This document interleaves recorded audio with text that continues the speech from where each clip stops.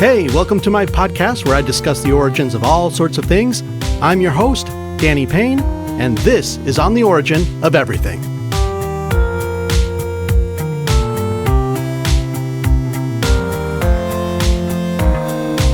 Today I'm talking about the origins of city names.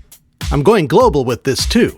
Not because I'm trying to seem ambitious, but because the majority of cities have been named after a person, like a king or the founder, and that's not very interesting in most cases. So I had to branch out. A great number of city names are simply a native word, or the name of the chief of the tribe that colonizers displaced. Seattle is one of those, named after the chief of the Suquamish and Duwamish people. His name was pronounced Siach. I've actually been to his grave, and because I have no filter, I'll tell you this story.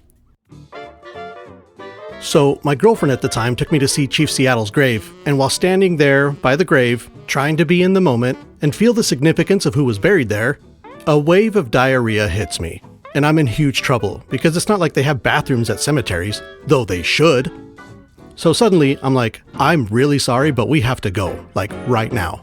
She had been with me long enough to know what was going on. So we're making our way back to the car, which feels like it's 1,000 miles away. I'm struggling, trying to keep what should stay inside, taking small but quick steps, and I'm being pretty vocal throughout all of this, like, oh my gosh, I'm gonna crap my pants. And then I notice that there's a person well within earshot, standing over the grave of a loved one, trying to grieve, while I'm in the background like, oh, I'm not gonna make it. I'm about to explode, oh my gosh. So I definitely ruined that person's moment, and almost my pants. But we found a porta potty almost right away. It was a miracle. So that was my experience seeing Chief Seattle's grave, and I'm positive that your experience will be more pleasant. Alright, so Seattle is named after a chief, Paris is named after the Parisi tribe, and Caracas is also named after the indigenous tribe there. But let's cover some city name origins that have a little more of a story. A city name origin with a little more meat on its bone is Chicago. It comes from the French pronunciation of the Algonquian word Chicaquois.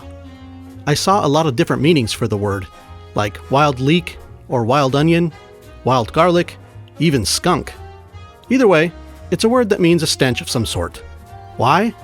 Because at that time, that area had wild leeks growing all over the place, making it smell bad, or at least smell weird. So Chicaquois eventually became Chicago, with a U at the end, then finally, Chicago. Key West is another weird name for a city. I was drawn to the strangest sounding places like Seattle and Chicago. There aren't a lot of other words like that. And Key West? What key? Why key? And what's west about it? West of the entire Atlantic Ocean?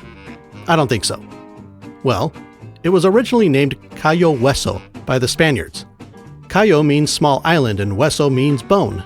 Not because it was an island of bones, but because of the bone color of the sands. So, Cayo Hueso means bone-colored island. But because I know Spanish, I got hung up on Cayo. It's a strange word for island. Spanish already has a word for island. It's isla. Where did Cayo come from? It was what the people of Hispaniola and Cuba called a small island, and the Spaniards adopted it. So Cayo Hueso eventually turned into Key West. I've been saying Cayo because that's the Spanish pronunciation, but the English pronounced it Cayo, which is a lot closer to key, and Hueso is easily shortened to West when thrown into the mouth of an English speaker. Pretty neat. Lima also comes from a native word. It's a corruption of a Quechuan word, Rimac, the name of an Incan god. Rimac is what the natives called the region, and when it was colonized, it eventually evolved to Lima. The distance between Rimac and Lima in their pronunciation is a lot closer than you might think. There are Spanish dialects even today that pronounce R's like L's. Puerto Ricans talk like that. So Rimac can easily turn into Limac. And another thing Spanish speakers love to do is drop the last consonant in a word. For example, the word for behind or in the back is atrás, but some might leave that S out, atrás. Instead of pon eso atrás, like you're in Spanish class, a native speaker might say pon eso atrás, put that back there. So Rimac, Limac, Lima. Also, did you know that lima beans are named after Lima, Peru? It's just a different pronunciation, same spelling. Lima beans have been growing in Lima for at least 7,500 years. They were imported from Lima to the rest of the world, so of course they'd be named Lima beans, or lima beans if you don't know their connection to Lima, Peru. Now you know. Let's do some Greek-inspired ones. Philadelphia. Philly is known as the city of brotherly love, and I had always felt like I wasn't in on the joke with that nickname. Philadelphia doesn't strike me as being super friendly like the Midwest, nor warm like the southern hospitality you find in southern states. Well, the brotherly love thing comes from the city's name. Philo or Philo means loving, and Adelphos means brother. There was a Greek king in 2nd century BCE named Attalos II Philadelphos, the last part meaning brotherly, perhaps because he succeeded his brother who he loved very much. We can't be sure what William Penn was thinking exactly when he picked this name, but choosing brotherly love as the name of his new town seems like he had high hopes that it would be a place of harmony and kindness. Unfortunately, Philadelphia being the city of brotherly love is sort of used sarcastically now. Minneapolis. The polis is Greek for city, and mini is the Sioux Indian word for water, so Minneapolis is Water City. Indiana means Indian land, so Indianapolis then means Indian Land City. Buenos Aires is a fun one, or as us Americans like to call it, Buenos Aires. Even if you don't know a ton of Spanish, you know that bueno means good, and if you saw the spelling of Aries, or Aires, it looks like the English word air. It really does mean good air. This is a term that dates back to the 14th century in Sardinia, a humongous island in the Mediterranean. The Catalans conquered Cagliari, the capital city of Sardinia, and the hill where they established their headquarters was known to them as Bonaire, or Bonaria, in the local language, which meant good air, because it smelled better than the city below, which was adjacent to some stinky swampland. So that's where the name originates. But there's more. There is a Catholic tradition about a prophecy involving a virgin at this place, and I'll just summarize it. In 1330, Father Carlo Catalan built and dedicated a church in Bonaria and gave the prophecy that a great lady would someday come and rid the area of malaria, and she would be called Virgin of Bonaria.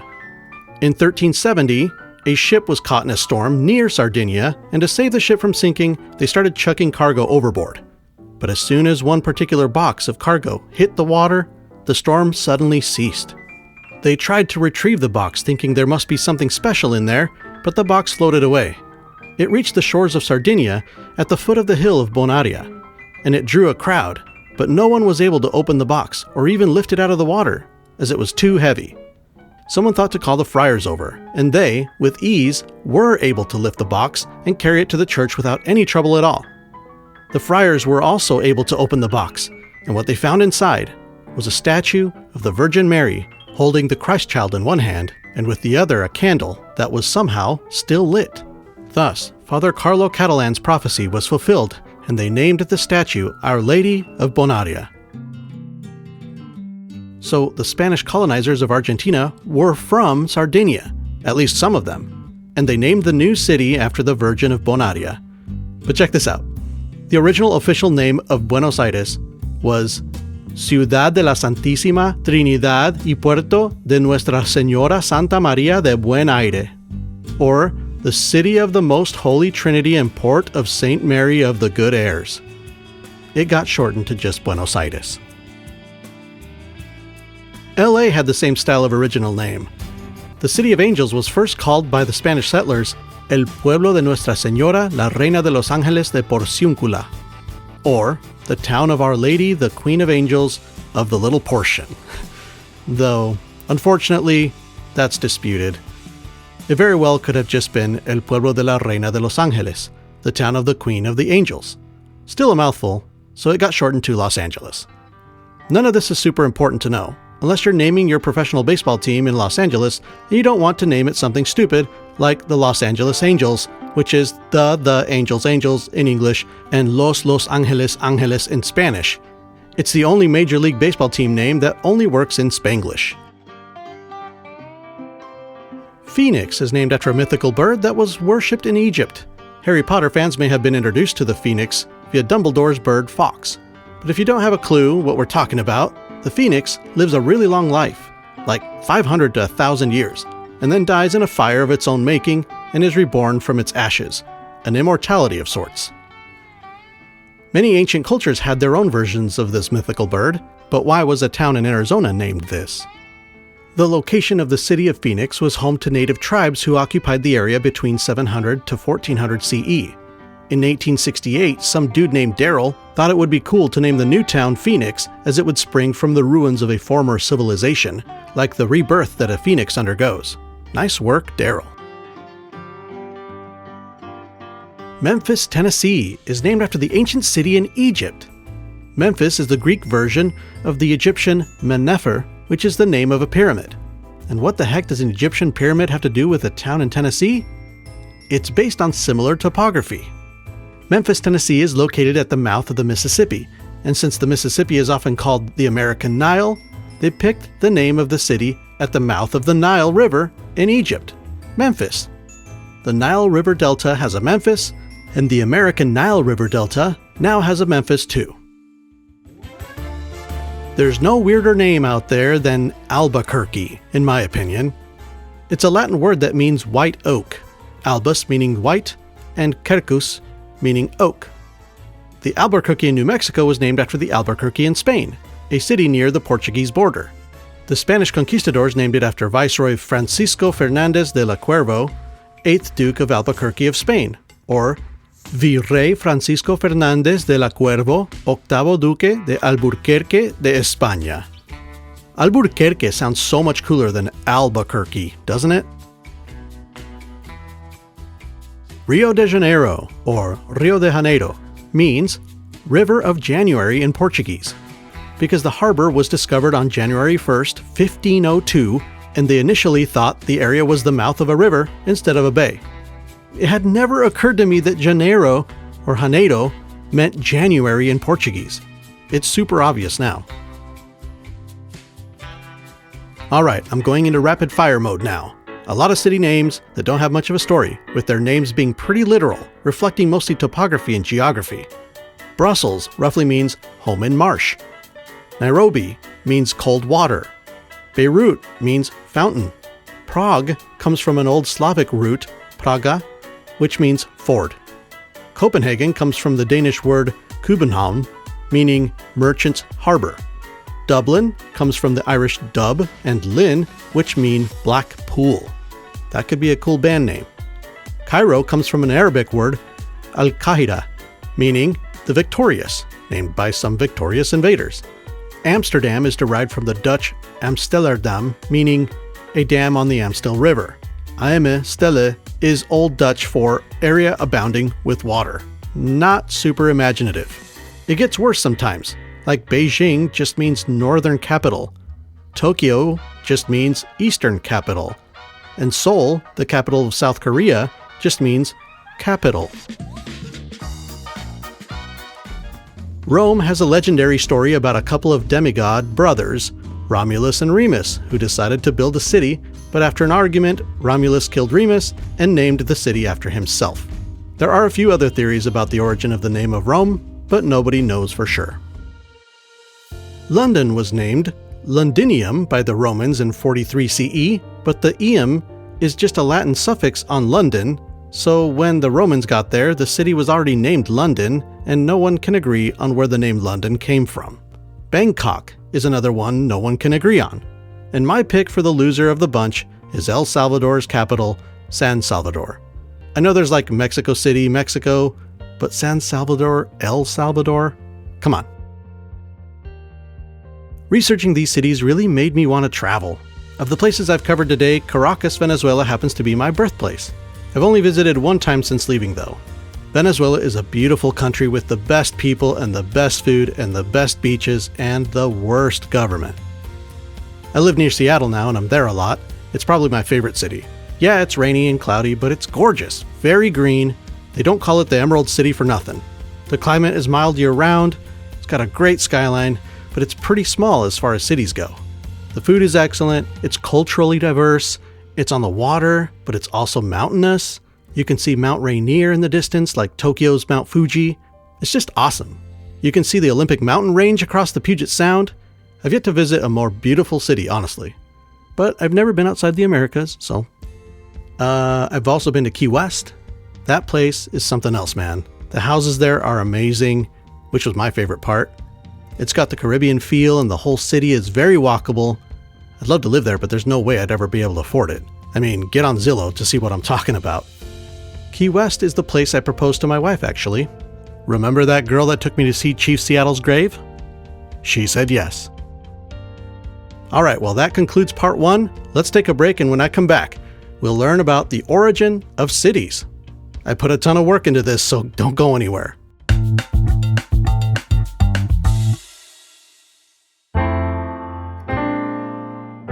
This episode is brought to you by nothing.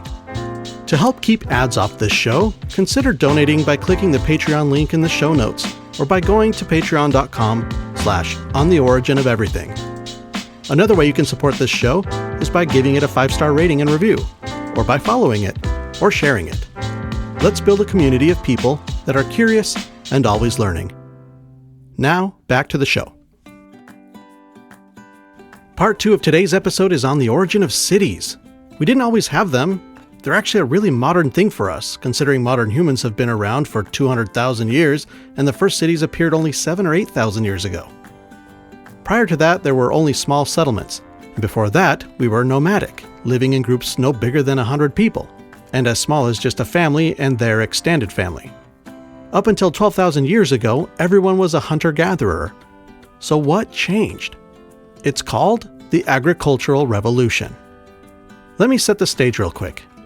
Homo sapiens moved from East Africa to the Middle East around 70,000 years ago, and for 50,000 years they lived there without agriculture. They hunted and gathered for millennia. Then the end of the last ice age gave way to a period of global warming which led to more rain, making an ideal climate for wheat and other cereals to grow well in that area. The Natufians were a people who lived between 12,500 and 9,500 BCE in Levant, an area that is now Israel, Lebanon, Jordan, and Syria. Foraging had been the way of life for all of human history up to that point, but the Natufians began living in permanent villages primarily to store and process wheat, a significant change. Their descendants made improvements on this practice of growing wheat, little tweaks here and there, and over a stretch of hundreds of years, they were eventually growing and processing wheat full-time. Foragers became farmers. This new lifestyle led to a population increase, thus needing to grow more crops to feed the growing population, and we've been playing this game ever since. One of those Natufian settlements grew into one of the world's oldest cities, Jericho. Now, with domesticating animals, it may have started out as simply sparing the lives of fertile lambs or the very young, hunting only the adult rams and the old or sick sheep in order to safeguard the vitality of the local herd in the long run. They might have defended the herd from other predators, or even corralled the herd in a canyon to more easily keep track of it. They could have also killed the more aggressive or the skinniest, or the most curious of the bunch, leaving the fattest, more docile, most submissive ones to mate and produce more of the same. This selective hunting technique, practiced over long stretches of time, over many, many generations, would result in the domestication of goats, sheep, cows, chickens, and pigs. And slowly but surely, humans were eventually taking care of these animals full-time. In a very real way, these crops domesticated us. They turned us from roaming bands of wild apes to living in permanent cages adjacent to the masters we served day in and day out. Some people hate that interpretation, but I think it's pretty cool.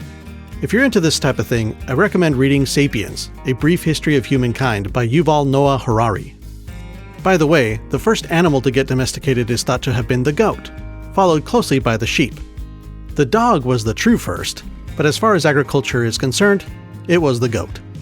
So what does all this agriculture have to do with the origin of cities? Well, agriculture was a major step toward urbanization. The first occurrence seems to have taken place in the Middle East, but then it developed in most parts of the world independently, all relatively around the same time, almost like it was inevitable for our species.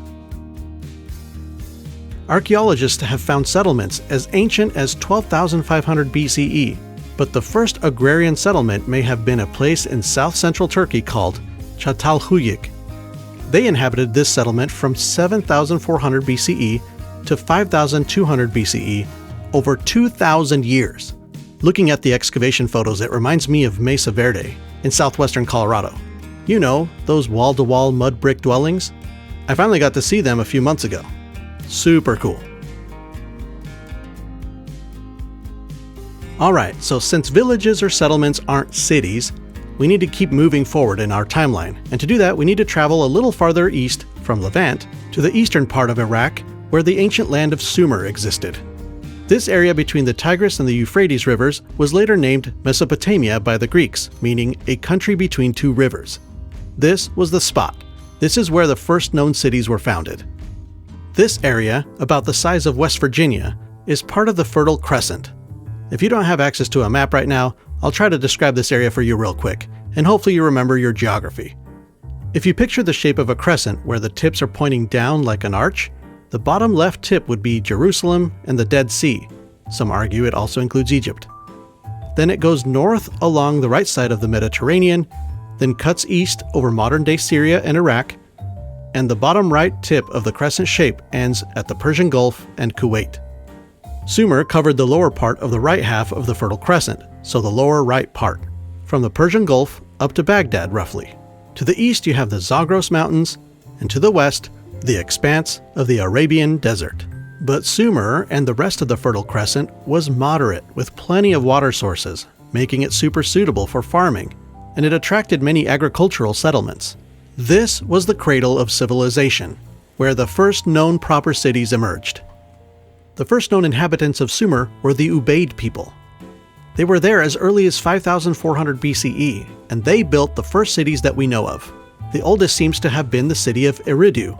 It was an agricultural hub with mud brick architecture. Another early one was the city of Uruk, which became the first major city in the world around 3000 BCE. We're talking between 50,000 to 80,000 people. That's pretty large considering the world population was only at like 3 million. The Fertile Crescent boomed with trade routes that connected settlements, towns, and cities, as that geographical area bridges 3 continents: Africa, Asia, and Europe. These early civilizations produced some of humanity's most important inventions, including the wheel, math, maps, and writing. Writing changed everything. Its development was a marker that split prehistory and history. For the first time, humans could record information, not just important people or events, but myths and legends too. The earliest settlements we've found seem to have served a strictly religious purpose. It's possible that religion, rather than agriculture, was the reason we began to gather together in a central location. There's also a theory that beer was the reason we settled down. I mean, we did learn early on that we could turn grains into beer. At the very least, beer incentivized us to continue growing and processing grains. The agricultural revolution began around 9500 BCE, and by 3500 BCE, the wave of plant and animal domestication was basically over. More than 90% of what we eat today comes from all the domestication that took place between 9500 and 3500 BCE. That is an insane stat. I'll leave you with some food for thought. I spent the last 10 minutes or so spewing information about the earliest civilizations, but it's all based on and limited to what archaeologists have found. There could have been earlier civilizations, even intelligent, technologically advanced civilizations, that have been lost to history. There's a fun thought experiment that explores our ability to detect such an ancient advanced civilization, and it's called the Silurian Hypothesis. If this sounds like your jam, check it out. But that's all for today. Thank you for joining me on this journey back in time to the origins of cities and some of their names. Until next time, so long.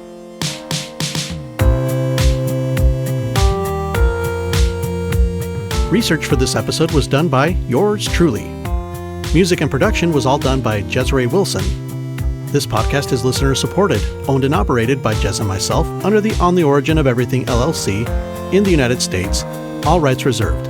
We can be reached via email at info@ontheoriginpod.com.